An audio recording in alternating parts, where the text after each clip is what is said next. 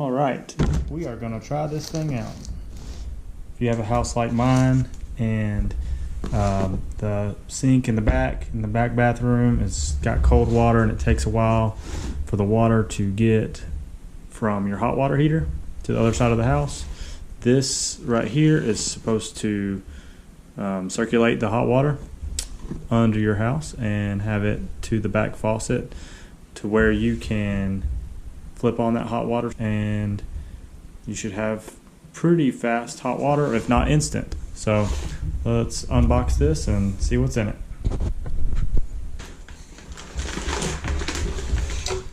Okay, so the kit should come with the pump that's going to be mounted on the water heater. This has a timer on it where you can select the times that you want the pump to be running. And this is just going to cycle the hot water from the water pump up through your supply valve under your house, and it uses the cold water line as a return if you don't have a third return line installed in your house. So that's fine with us because we don't really care if the cold water side gets some lukewarm water in it. It's not a big deal. And it should have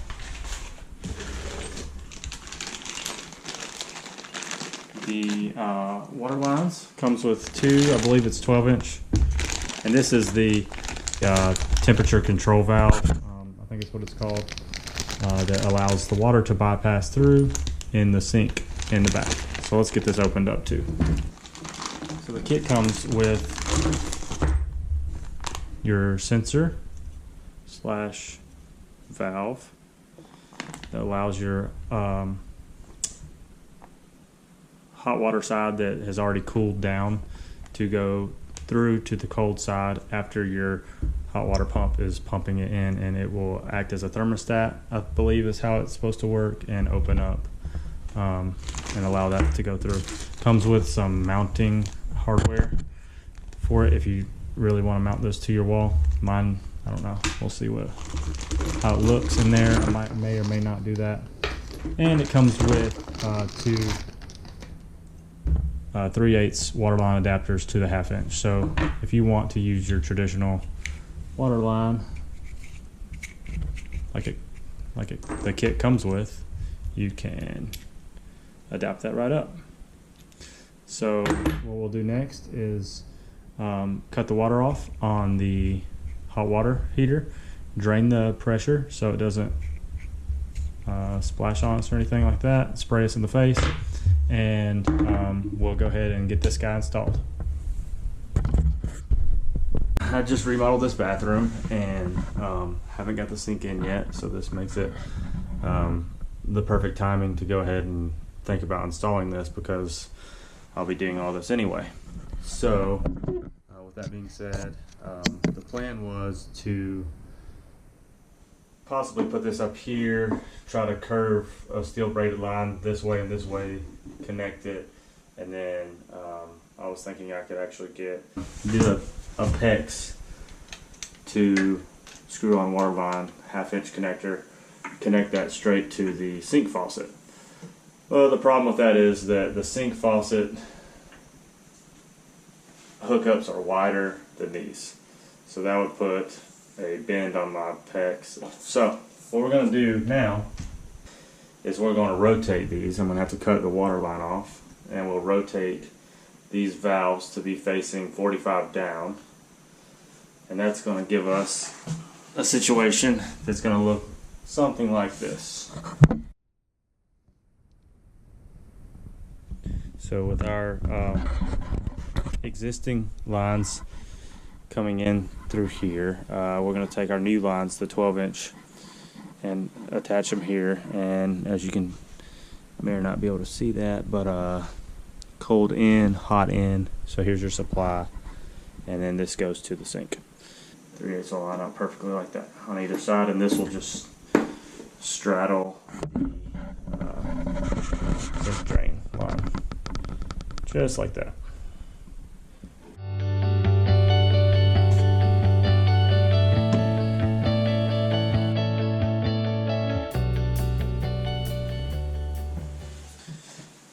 So as you can see, I had this board cut with 2 holes in it for these lines, and a hanger that was going to hide nicely up under here. And then what I found out with the way that I'm going to have to route these water lines is it's going to take up more room in here, so I had to take this out to the shop and route out a bigger hole.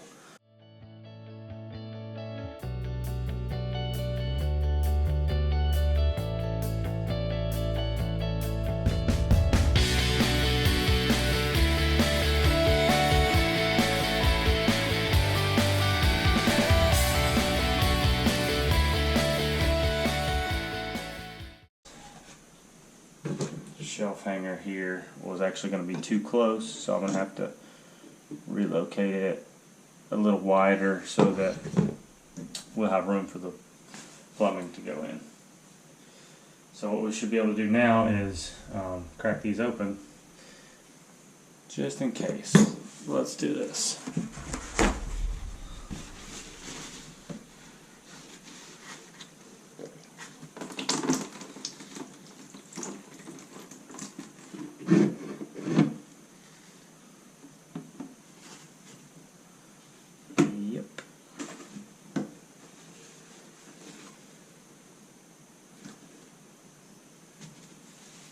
Alright.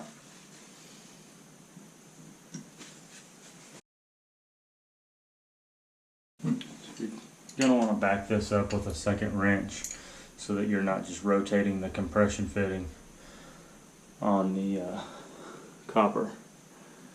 But now that I have it loose, I should be able to get the appropriate angle. I can take these off.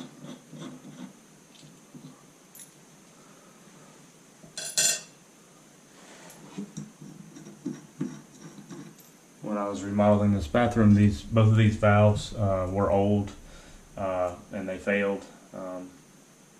It's always a good idea to check it so before you disconnect everything. So I had shut the valves off and then opened the sink faucet, and it was still pouring water. So I had a Home Depot trip and I had to get new valves everywhere for this bathroom.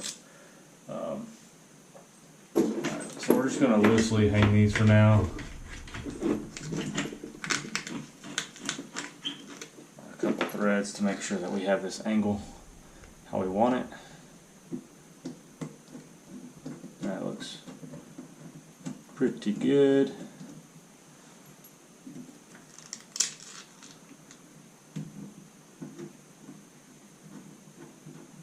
So does that. I'm happy with that. So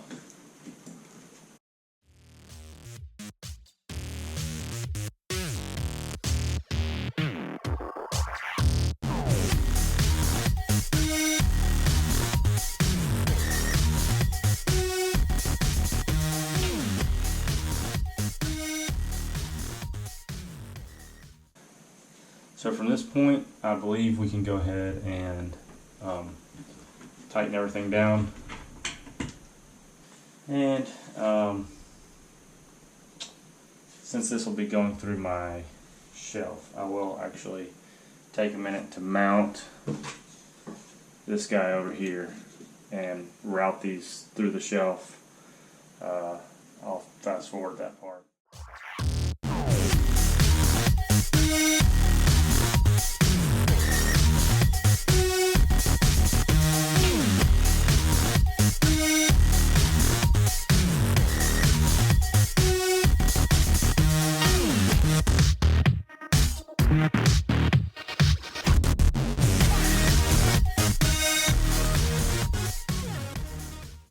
So what we're going to do now is I'm going to go ahead and tighten up. Now that we have this shelf installed, I'm going to go ahead and tighten up all the lower points, and then we can just disconnect one end of this run so that we can run it through the shelf. And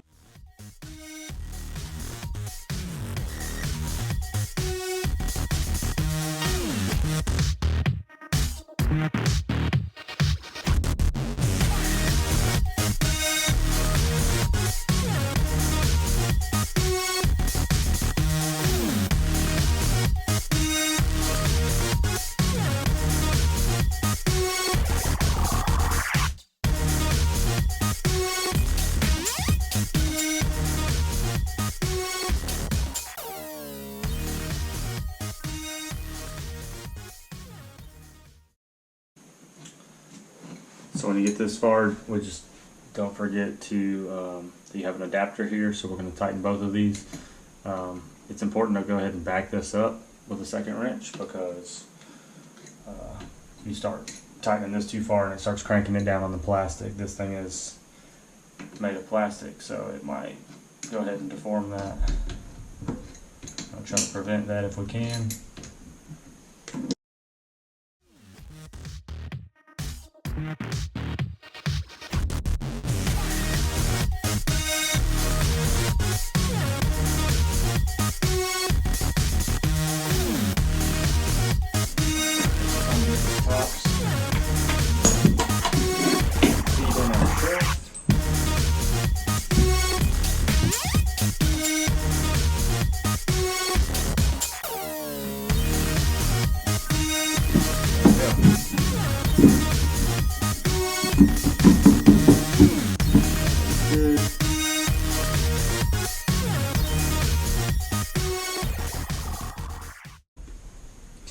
I would say it's a good idea to go ahead and replace, if you have existing water lines, go ahead and replace them so that you get new rubber seals inside these fittings.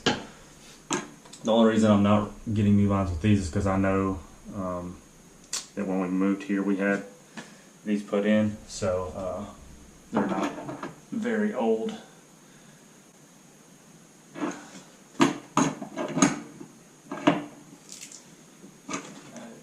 Good and tight. Alright, so here we are at the hot water heater. The pump, which is inside, will go on the hot water side. So we'll just be disconnecting this and putting that in. The pressure should be relieved from here because of the sink. Both sinks that I've ran the hot water on and made sure that there's no pressure on this line before disconnecting it. It's very important because you will probably burn yourself or scald yourself with that hot water. What I'm also going to do is go ahead and find the breaker for the hot water heater, and I'm going to go ahead and flip the breaker so there's no electricity on this while I'm working on it.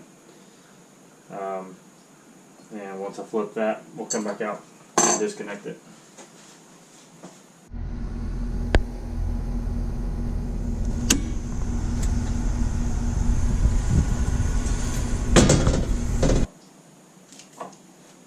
Make sure not to turn the pipe that's inside the hot water heater, so if it starts to turn you can get a pipe wrench and back it up on there. Just gonna watch it because it shouldn't move.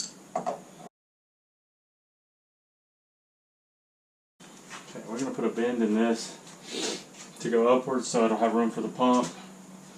As you can see with this stuff, it takes a pretty good bend, so I'm not concerned about that kinking.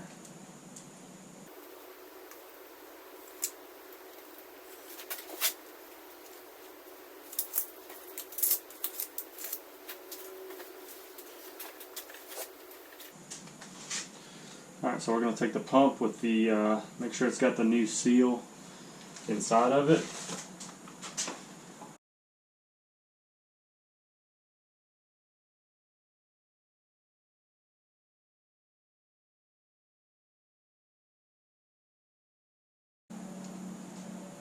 You're going to want to make sure that you have an outlet nearby. This comes with quite a bit of cord.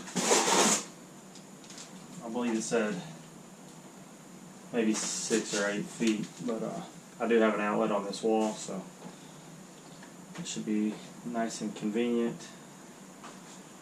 I'm just going to go ahead and lay that out of the way.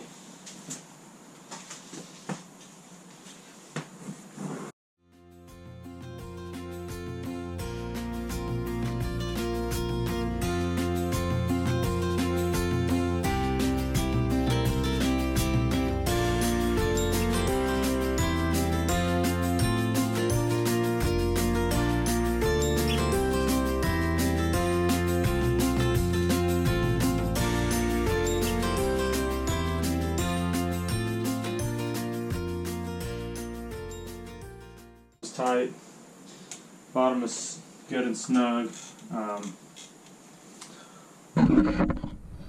The next steps is we're going to remove this cover and set the time and flip our hot water breaker back on to give this thing power, and we should be good to go. Alright, so to set this, we're just going to check our time.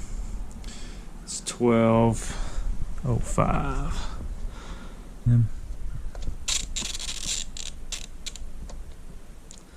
That's pretty good.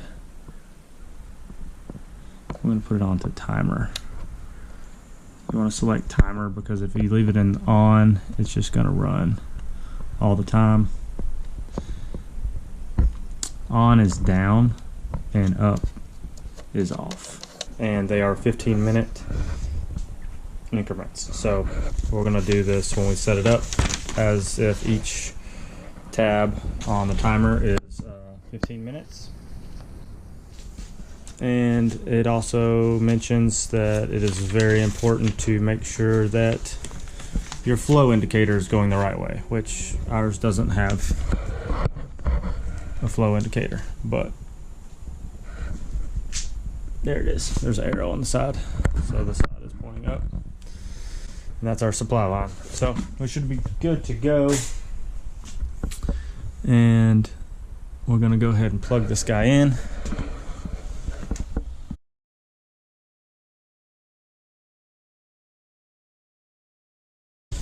And the pump should have power. Everything's turned off now. We're going to go turn on the hot water heater first, and then the water supply under the house.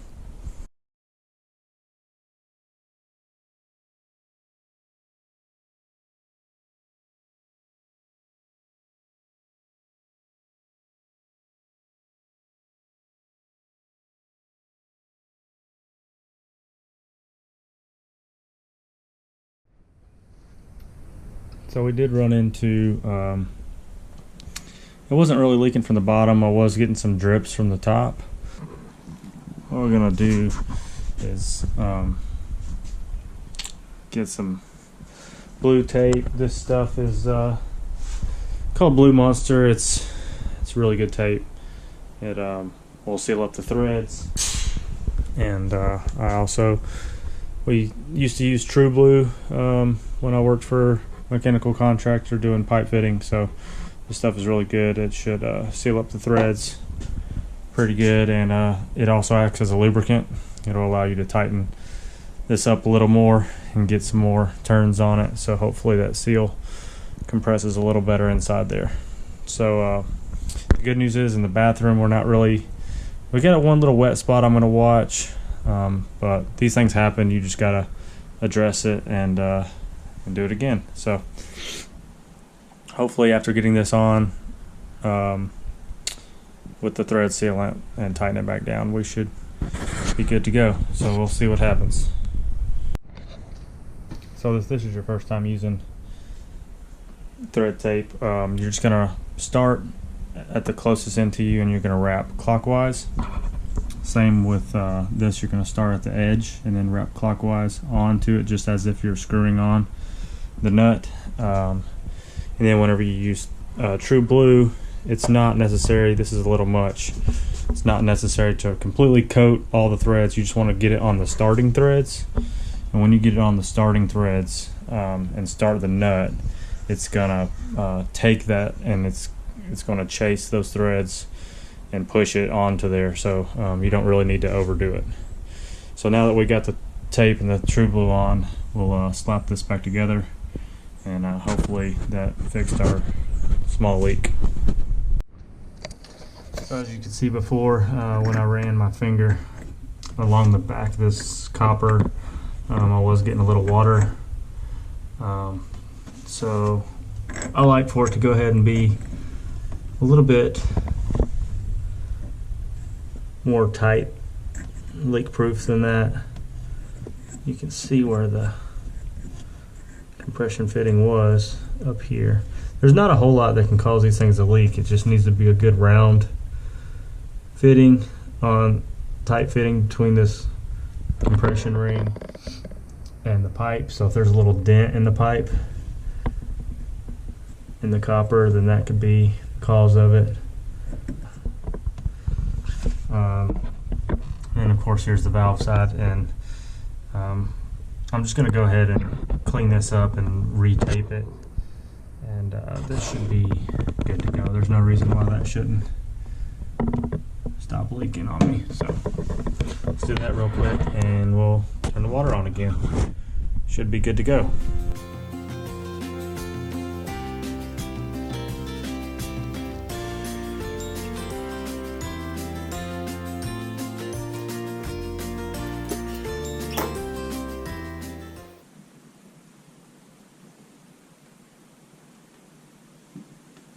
So the seal from these valves actually comes from the nut pressing on the compression fitting and making it tight into this beveled edge right here. So the threads don't actually form the seal, it's the compression fitting inside there. So when you're doing this, you don't really need a bunch of pipe dope or anything. You just want this to be able to tighten up on there well enough, and you can pull it off, inspect that compression fitting, inspect the beveled edge. As long as it's smooth and there's no obstruction, it shouldn't be leaking. So shouldn't be being the key word. Alright, so we're gonna go try the water again, and we'll inspect these again and make sure that we got some dry fittings. And there we go. Water is on, and this one is now completely dry. So we got a good install there. Of course, we'll keep an eye on it next few days, but it's good. And we'll go check the hot water heater, make sure it's good as well. Oh, we did have to go back and replace this gasket. Because it was an old line. I pulled it back off after shutting the water off, of course. Went to Home Depot, got a new gasket to throw in that, and that's enough to make that a tight seal. I think we're good now. So as with any plumbing installation, you'll just want to keep an eye on it for a few days, make sure that it stays good, and after I check it and it's not leaking the next couple days, I will be a happy camper. We'll go ahead and set this up. What I'll probably do is take some temperature readings from the hot water side of the faucet in the back of the house and how long it takes to get warm, and then we'll come turn this on, take some more temperature readings and see how good this thing is actually performing and how efficient it is. So until then. Alright guys, that's it for this video. I hope you found it informative. If you did enjoy this video, please smash that like button below. Feel free to comment, and please subscribe to the channel, as that would help me out greatly. Appreciate it, and we'll see you on the next one.